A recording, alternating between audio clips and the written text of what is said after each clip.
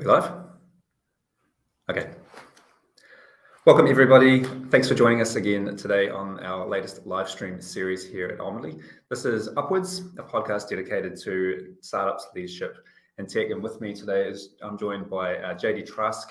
JD is a well-known in the tech community here as a co-founder and CEO of Raygun, an award-winning application monitoring focused company that helps you deliver perfect digital experiences. Did I get that right? You did. Very good. I've known JD for around a decade at least. And I'm sorry. Have followed him through the creation of Raygun, and I was a customer of theirs beforehand. So JD's a friend, he's an investor in Onwardly, an advisor to us, and an all-round decent guy. And so I'm very pleased to have him on the show. So welcome.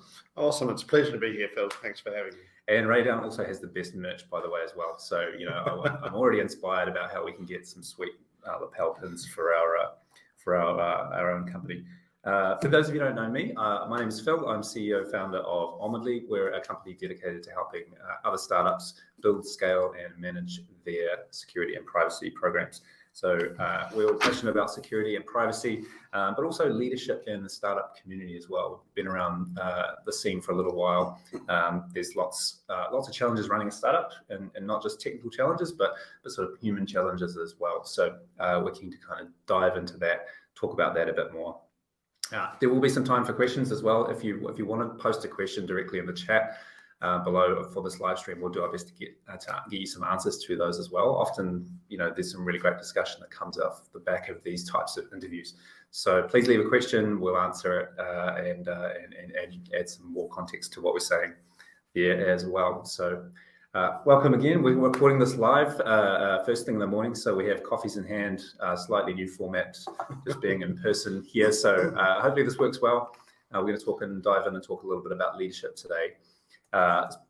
CTO, you might be a CTO, you might not be a CTO, but we're going to talk a little bit about technical leadership, specifically what it means to be an exec, you know, on a startup.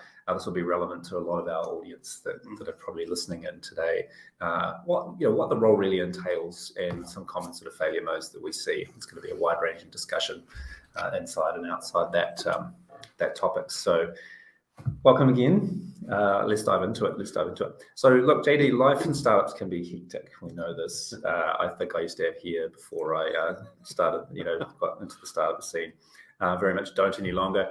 What should good leaders focus on in your experience, and perhaps what are some of the sort of failure modes that we see in this space? Yeah, well, thanks for the introduction there as well. But it's an interesting question because it varies so much by stage, right? And so if you're a 5-person startup, which frankly I kind of remember those days, and I miss them because it was just so high throughput, very low ceremony, a lot of outcomes. Yeah. Through to you're the CTO of Microsoft, you've probably got a lot of different things to worry about. And so I've often thought about the way that you grow as a leader as being cognizant both of the stage of the organization you're in for what it needs and whether you're the right person for that. Yeah. And I know that we've got the title here as good CTOs, bad CTOs, but I'll use an analogy to a CEO role. As a question that I ask myself sometimes is, am I an effective CEO at a startup, or would I actually be a more effective CEO if the company was doing, say, 200 million in revenue and it was more of a capital allocation type role? You're not really sure until you try the different things. And so one of the things to keep in mind is, both if you're looking for a new role, do you think it aligns with where your skills will have the biggest impact?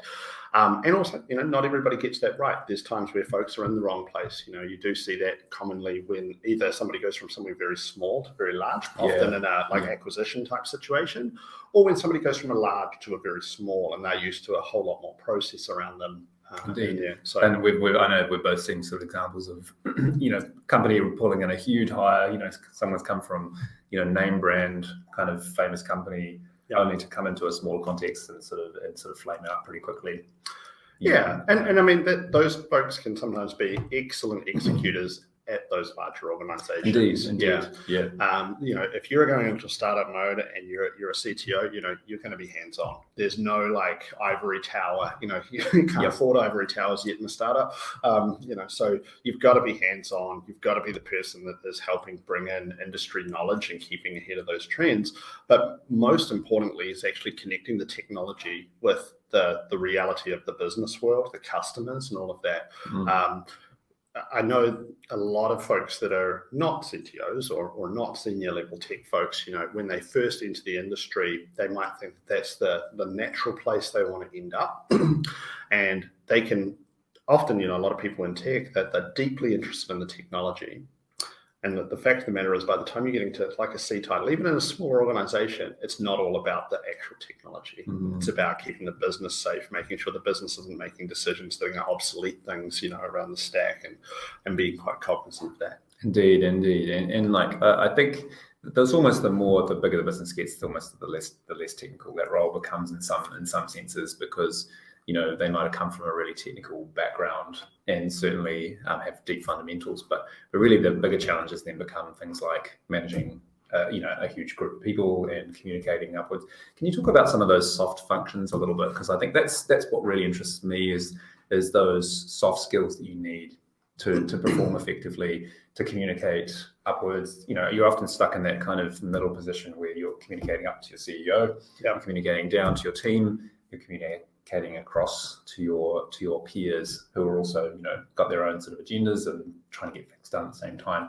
It's sort of an all-encompassing role. You talk a little bit about those, maybe some of those kind of soft skills that we see out there that are sort of desperately needed for this type of role. Yeah, absolutely. So I'll couch the conversation as though we're talking about an organization that's, say, at the smaller end might be 25 people through to say maybe 150, 200. In that sub that size, it's who cares about titles, just get shit done. So there's a certain size of company where this becomes actually more online as a thing rather than just, So some common things that I've seen, and more particularly folks at that C-level, is the understanding that you're not on the tech team is usually one of the first things that I see people make as a mistake, particularly if it's their first time in that type of role. And that doesn't just apply to tech people, that applies to most people when they achieve a role that's on a leadership team. If you're on a leadership team, particularly if you're reporting directly to a CEO, that team is there to drive the business forward. If you're the CTO as part of that team, you're not just the representative of the tech unit in the business. You're not there to make sure you listen out just for things related to tech and spout things back about the tech part. You're in the conversation with that team to say, here's how we're going to grow this company. Here's how we're going to take this and hit our goals. You might have a certain lens in it. Obviously, you'd be expected to have a depth of understanding within that part of the org, but you're not actually on that team. You are on the leadership team. And I see that as a really common mistake. And I call that a soft skill, even though it's sort of the thing that once you understand it, you can kind of apply quite quickly. But if you're not seeing that, you're not your head's not yet at leadership level. You've taken a glorified line management role in there. So that's one thing. The other thing we've got as a real challenge at the moment in the industry is it is a tight labor market. And, we talk a lot about things like empathy and all these things, which, generally what I find is the more people talk about something, the less likely they are to actually do that thing. And I think, probably pretty true for the tech industry. But we've got this situation at the moment where a lot of folks, particularly if they've grown up through that software side, it's been a tight labor market. People are afraid to sometimes give direct feedback, and so they err just towards constant niceties because they're afraid people will either leave or that they'll get upset, and they think that makes them good at the soft skills because there's no fires, right? And it's like, well, you're actually not being a great leader in that situation. You're not helping people actually grow by delivering those messages, and that can be a challenge because that is the point of the soft skill. It's how do you have a tough conversation or a pointed thing without getting the person completely offside. And that's really hard. It's a really hard thing to do. frankly, this is a weakness sometimes in the startup culture where it's like you don't have time to sit there and really kind of softly things, and that can be quite confronting to folks that are quite used to a comfortable type role. But it's like, no, we can't sit here and fluff around on this over feelings for weeks because the company will go out of business. Yeah, indeed. So there's a certain level of urgency to the role that's required, isn't there? Yeah. Even in the size of company that we're talking about. Yep. Yeah. Well, it's funny. At the risk of getting us cancelled here, Phil, there was a tweet. We can edit this out later. There was a tweet last week, a company called Oven, and they're making this JavaScript thing called Bung, and the person nice naming tweeted, I thought it was quite clever, and they tweeted, they were like, we've just received funding, this is a startup, the first 9 months, do not apply if you want work-life balance. And, the entire Twitter sphere was like, not going to make it. You can't say that, blah, blah, blah. And well, at the end of the day, I'm sorry, they're actually just setting very clear expectations, and not every employer, it should be suitable for every person. And you're an idiot if you try and create a culture that just plugs into anyone. But that's a great example of watching a lot of people where it's like, look, it's clear work-life balance matters to you. There are people out there who are at the stage in life what they want to do, don't care. They want to go in on that. And it's kind of, again, same people who talk a lot about empathy can't understand how somebody else has a different view to them. It's odd, but get real. If you're joining a company that's kind of got a finite runway, you're gonna have to work. And I think as leaders, we set that kind of context pretty clearly, don't we? And it's like if you whatever your culture is, whether it is that kind of we don't want work-life balance, we work really hard, or it's we really do believe in work-life balance and that's what we want. It pays to really set that culture explicitly. And as good leaders and on that leadership team, that culture is kind of reinforced and the team is kind of managed accordingly. And I think part of the job of a CTO or even another leader is to ensure that culture remains consistent and protected, and having people on the team who are not sort of binding by that can become sort of a long-term problem. And so some of the best leaders that I've worked under have had the kind of courage and I guess to kind of have some of those difficult conversations and sometimes say goodbye to people that have really not been kind of adhering to that culture. And it protects the rest of the people and it sort of preserves what you have in place. And that's tough. That's a really tough thing to do, and it's a challenge for anyone running a company. Yeah, you know me quite well. I don't play sports. I've never been into sports, which is weird because I'm quite competitive. Esports? A little bit of StarCraft too is always good. But that was one of the things that I think is quite a defining difference is, there's a lot of talk about, don't say we're a family. And it's like, we're not families. This is your work. We don't need to. Families don't generally fire each other. Don't tend to. I mean, some do. There's bad families, but at the same time, the better analogy I think is that of the sports team. And it's like, no, we are trying to build the best team that's going to win. And that doesn't mean that somebody who is not right on the team for you is not right for somebody else's team with the game they're playing. And you've got to think of it as, I'm just trying to build the best team. Obviously, at the moment in New Zealand, the All Blacks are not doing so flash. And it's like, well, under some folks' sort of view, it'd be like, well, we shouldn't push them. They might get, this is no, we need a winning team. And we shouldn't be ashamed to say we're trying to build a winning team. But that goes back to what I was saying about the complexities and why those soft skills are so important is we are in an environment where there's a lot of walking on eggshells because we don't want to lose talent. And obviously, we're talking today in quite broad generalities. People do have life events, people have a kid, they get married, they take leave, all of that. I'm not saying, again, people tend to apply views in the limit, not saying you do 24-hour days forever, but there's the time to pull finger and really move. Yeah, there's definitely a time and place for it. I think one of the things I'm interested in is that we both sell software, obviously, to leaders, to folks who are in these positions to kind of bring about change in their organizations. One of the key skills, really, and I've seen this particularly with some of the folks that I've been talking to, is actually change management. When you sign up to buy something or implement something in a company, you're actually signing up for change management. And this is often not understood. That, you can't just send one email to people and expect it kind of all to happen.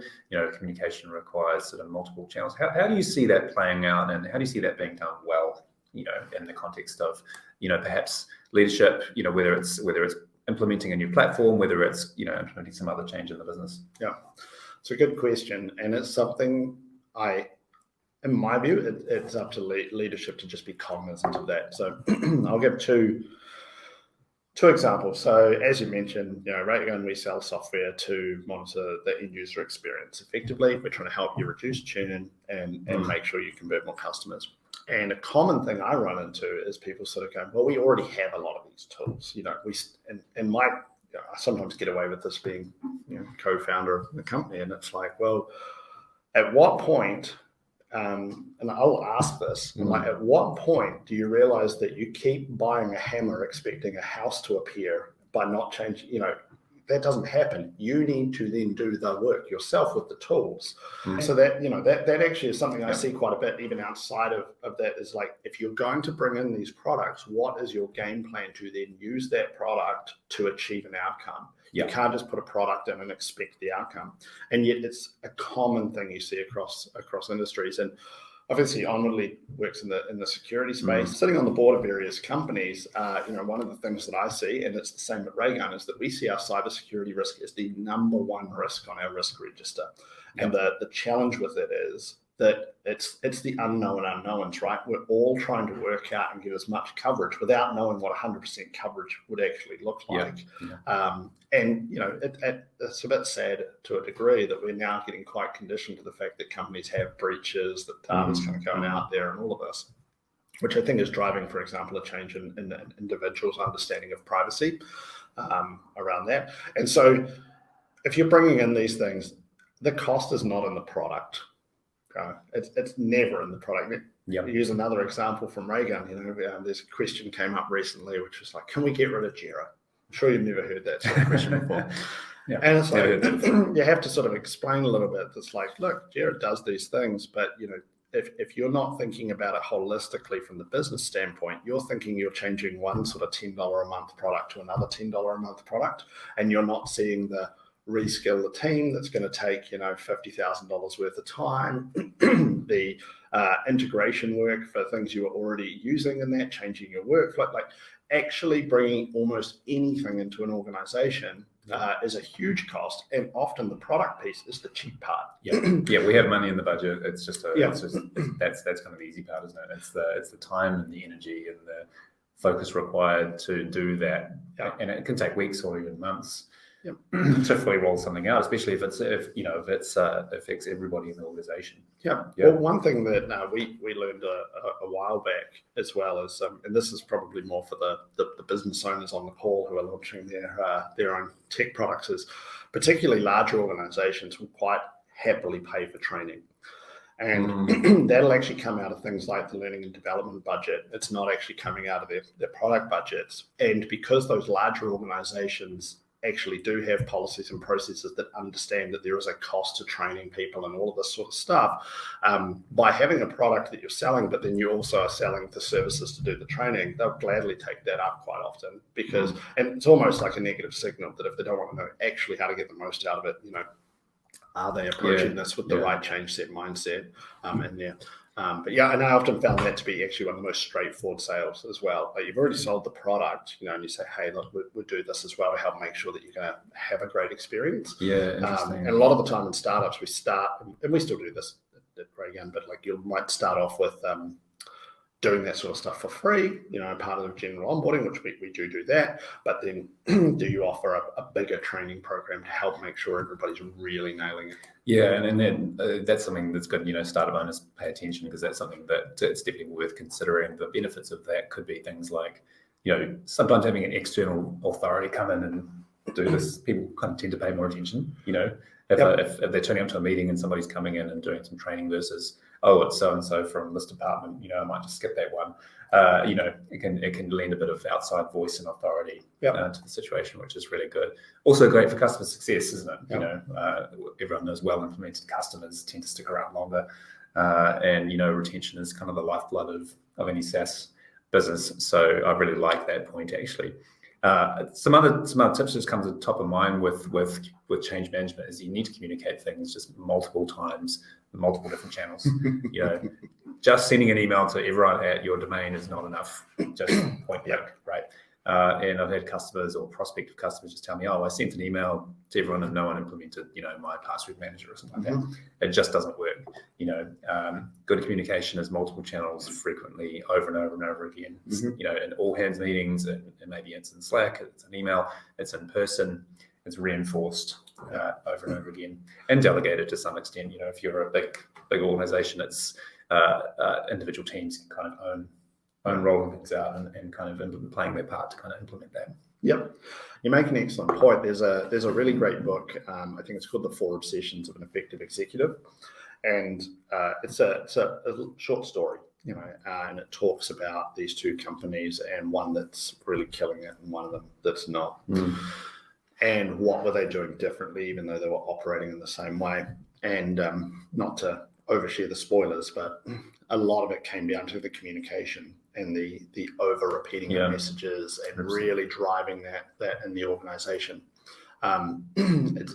It's quite funny because I think there's quite a lot of folks that actually call them high achievers or what, I don't know, that actually do remember and they're quite diligent. and I suspect you might be one of those types of people. I think I am.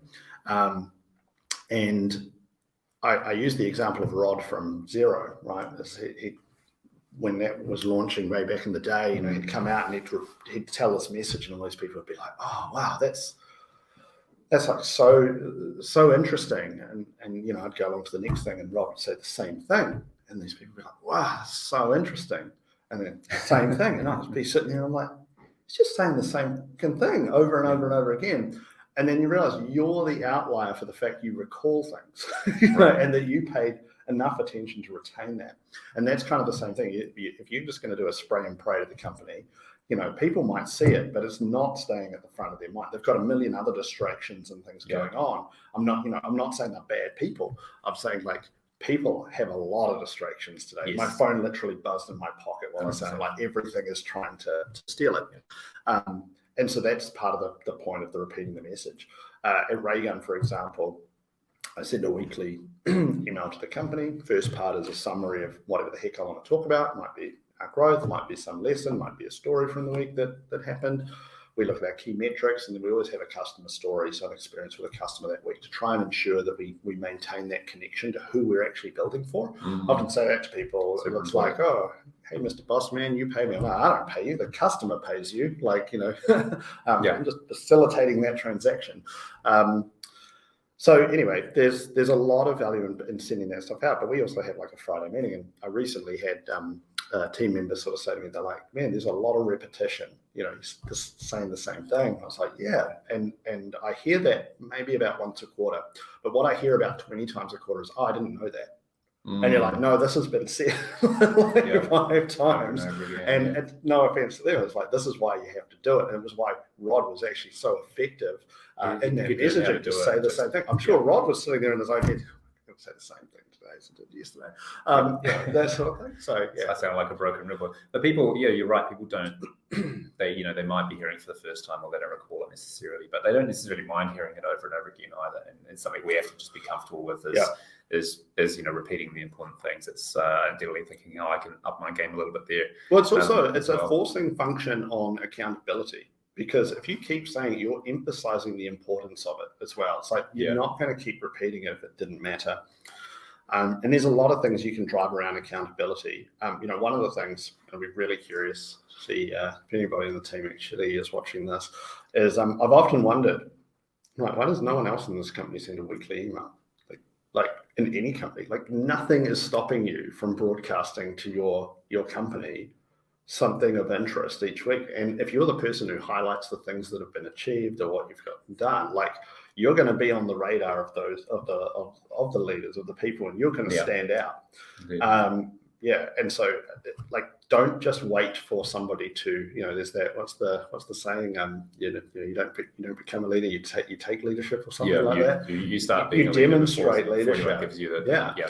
And typically there's a part of being a leader is a level of accountability, and so if you start raising that visibility around your accountability early on without actually being pushed into it, like you're going to stand out, And we have there's a chap at Raygun at the moment, and he was working on a critical project a while ago, and he was posting an update to myself and our VP of engineering each day, just kind of, here's a summary. And it was nice because it'd be like, this has been a good day. So I got this done. Like, today was a bit challenging, but I got these things done. I was sitting there looking at this, and I was like, man, the power of the fact that this person is communicating up the chain every single day, with myself and the VP of engineering, and we know exactly what's going on. Was never a question of trust, but it's just that awareness and understanding. I think that's such a great concept. And I saw a message. I think Jason Lemkin. We all know Jason Lemkin, the SaaS god, the SaaS oracle. And he does these little quippy sort of posts, here on LinkedIn or wherever. And he said something like, his pro tip is like send an email or a message to your boss once a week outlining everything that you did at the end of the week, and you'll be massively it just works in your favor a lot. 100%. And I thought that is genius, and I think the more people that do that, and it's not that your boss doesn't know what you're doing, or that as leaders we don't know it, but it just reassures. It just gives there's a certain level of connection there where by someone saying, here's all the things I've achieved this week, it builds that kind of trust and that communication pipeline to kind of to over the long term. I think ultimately that changes the trajectory of that person's career, basically. It's a great habit to get into, especially we've seen this rise of remote work, and I don't like the fact that there's kind of this default lens of mistrust, and it's not that, it's just visibility helps, and so doing things like an email or something like that, just it sends the message that you're already a person who's leaning into that way of thinking. I also say, I was a software engineer before I became a CEO, and quite frankly, often I like those updates because I'm living vicariously through the engineering team. I'm like, that's so cool, like that's amazing. It's not a like, I don't know what you're doing. It's just like cool, and I love seeing how they're thinking about the problem, and it might only take a few minutes, and it helps you maintain that relationship and build it. Yeah, that's really good. That's really good. And as part of sort of on this theme, I think anyone in the company can demonstrate leadership. You don't have to have official title, to be called a CTO.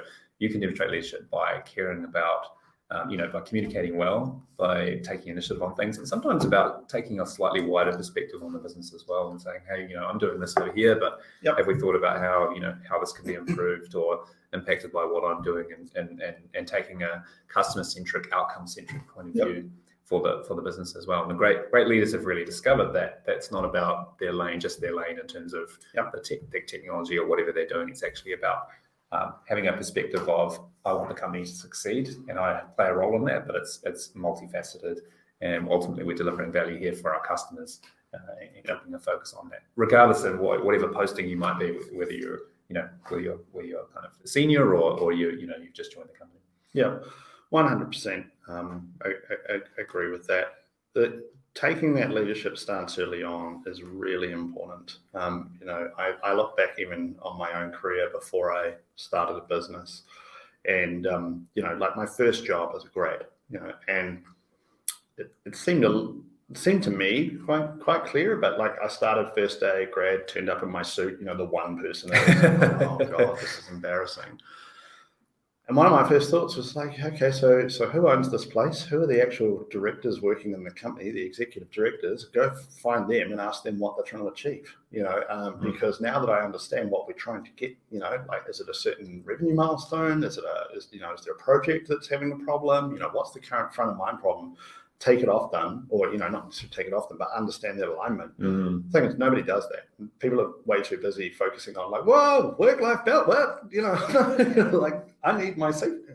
Like, come on, well, there's a difference between the people who are absolutely shooting ahead and the people who are more worried that they might actually do a bit of work outside of the standard hours. Or we're just very focused on the technical aspects of this particular library or source control or whatever like that. And I think they're still valid. Which are valid, but sometimes you can end up sort of doing those things to death at the detriment of of other stuff which really kind of moves the business ahead. And that's good, but I've definitely seen scenarios where we've tried 3 different OOC containers this month, and we haven't quite found the right one yet. Well, I'll tell you a little story on that. It was years ago, I did this podcast about JavaScript, and I always say to people, like, I'm old enough that I did JavaScript in the late 90s. Like, I have PTSD. That's why I don't like JavaScript. But we're having this chat, and they're like, they're like, what framework do you use? I was like, oh, we're using XYZ. And they're like literally laughing in this podcast, like, but that's dated. Like, why aren't you on this? And I was like, because literally no customer has ever given a fuck. Right. It's like they don't care how you build it. They're trying to solve their problem, and the fact that people think that matters to the actual business outcome, and that's one of those challenges a bit with the CTO role, right? Is you do actually need to make sure you're future proofing and improving things like the efficiency of the business, and that you're placing the right bets. But it can't be that it's not the primary focus. It's also then having to balance that with the customers, the growth, what the business imperatives are. Yeah, and the cleanest code doesn't always win, and that's kind of the uncomfortable truth for us technical folks, is we want to believe that it's all about amazing this, amazing that. But sometimes the inferior product can win, but just because they're more focused, on some of that other stuff. So that's a good reminder for us all. I remember like the WhatsApp story, right? How did they get so many users early on? And I'm sure there are lots of examples, but one of the points that was made was that they used, remember that really old Java that used to run like pre-iPhone days, that ran on like all of these feature phones, but they could kind of run Java. And it was like, well, because they went with that. And it's like, man, at that time, if I was talking to a technical person and saying, hey, how about you use the slimmed down mobile Java on a, useless phone, they would have been like, no. But that tech was actually critical to helping them get all these users that weren't on the most powerful latest phones, and made the business hugely valuable. Yeah, and there's sort of stories about them having, to test across 100 different permutations of this framework, just the most unbelievable technical mess that you can imagine to try and do that. But it was actually about delivering, like you say, it was about meeting customers where they were at. Wasn't it, as opposed to just using the latest and the greatest technology in that sense. And I think that one other kind of sort of final point I'd probably make as we come into close is that CTOs are not just about technical; it's about that distribution. You should be interested in sales. You should be interested in customer success. And those kind of what commercially drives the business, because ultimately that's like you're going back to your point at the beginning. You are part of a core team now. Who really is responsible for delivering that. And having that kind of broader focus will serve you well. 100%. It's the whole like, hey, I'd like the budget to hire X number of people, or I want to change salaries to this or whatnot. And it's like, that's great. The ultimate answer to that is make sure we've got lots of happy customers. Like, if you want that outcome, it's not actually coming and asking for it. It's helping figure out how we do it. Very good. All right. Well, look, I think we're at time. Thanks again, JD. This has been a really good discussion. I appreciate your time in doing this. Hopefully, there's something you can take away from this as listening to this. Leave us a comment, leave us a question. Love to hear from you. If you'd like to give us a thumbs up. Thank you again, JD. It's been a pleasure. Also, if there's questions from the recording later as well, throw them on any of those questions on the LinkedIn posts or whatnot. Yes, indeed. It's never too late and jump in there. Yes. Thanks so much for having me. Yeah, welcome. Thanks everyone for listening. We'll see you next time.